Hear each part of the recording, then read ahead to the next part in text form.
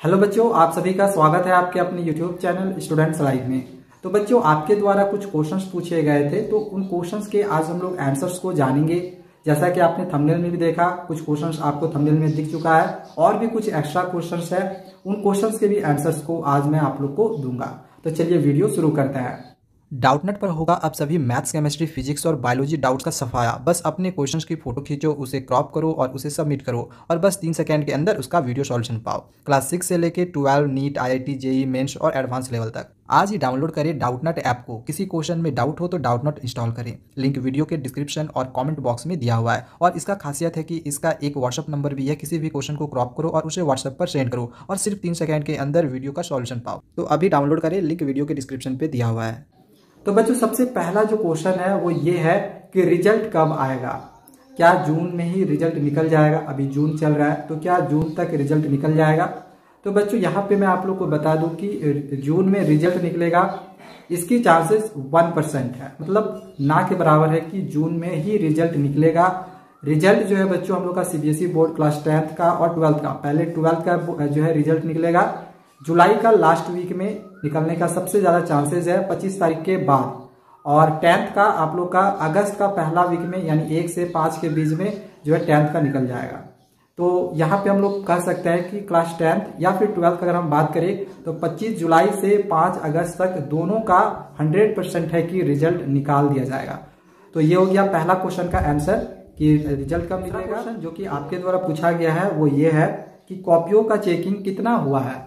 तो बच्चों, इसके लिए मैंने आप लोग को पहले भी एक बार बताया था कि 50% कॉपियों की चेकिंग हो चुकी है। ये मैंने आप लोग को 4-5 दिन पहले ही बताया था। अब थोड़ा सा और ज्यादा हो गया होगा, तो 50% से ज्यादा कॉपियों की चेकिंग हमारी हो चुकी है। और रिजल्ट का डेट तो मैंने आप लोग को बताया ही है। अभी रिजल्ट जून में बहुत ही कम चांसेस है कि निकलेगा। अब बच्चों का ये भी सवाल था कि सर कॉपियों की चेकिंग कैसे हो रही है, लेनियंट हो रही है, हार्ड हो रहा है? तो बच्चों, पहले मैंने आप लोग को बताया था कि इस बार कॉपियों की चेकिंग जो है लेनियंट ही होगी। इसके लिए आप लोग बिल्कुल भी ना घबराएं, ठीक है। इसके बाद तीसरा है कि सिलेबस रिड्यूस होगा या फिर नहीं होगा। ये बच्चों मैंने कल ही आप लोग को बताया था कि सिलेबस रिड्यूस कब होगा। तो 20 से 30 दिन में हम लोग का 25 दिन में जो है सिलेबस रिड्यूस हो जाएगा। ये 100% फिक्स है, क्योंकि गाइडलाइंस जारी कर दिया गया है NCERT के द्वारा। तो जो है सिलेबस रिड्यूस होना ही है। और साथ ही CBSE के चेयरपर्सन ने भी बताया है कि सिलेबस रिड्यूस होगा, इस पर काम चल रहा है। तो बहुत ही जल्दी आपको सिलेबस रिड्यूस देखने को मिलेगा, ठीक है। ये CBSE का ऑफिशियल वेबसाइट पर जो है ऑफिशियली अनाउंसमेंट कर दिया जाएगा। तो ये हो गया तीसरा। फोर्थ सवाल है, क्या सबको पास किया जाएगा?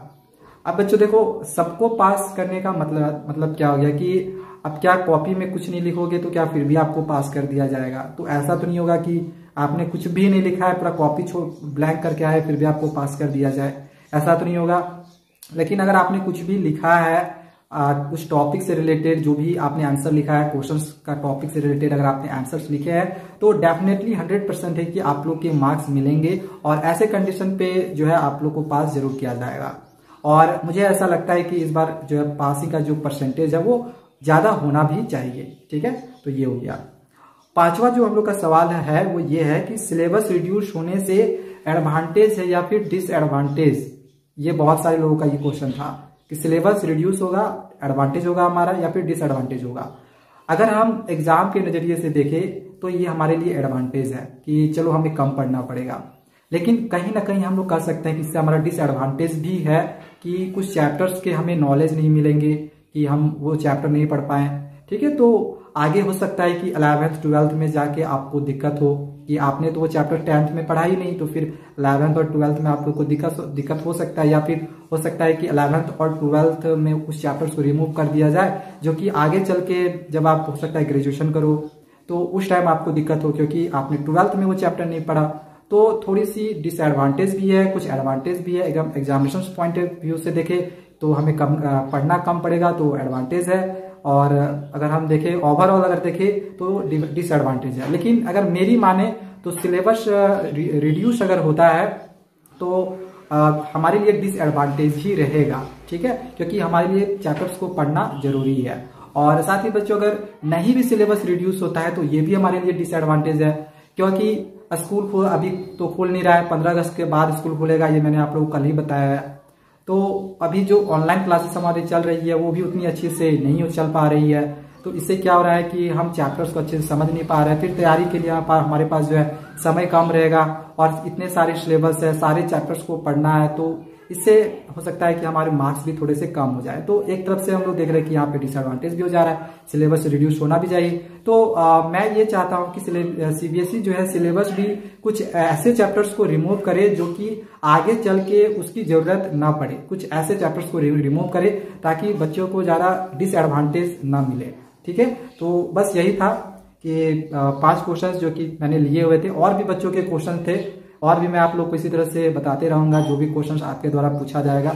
और अगर आपके द्वारा और भी कुछ प्रश्न होगा तो आप कमेंट करना ना भूलें। इसी तरह से आपको सारे प्रश्नों के उत्तर दिए जाएंगे। Thank you.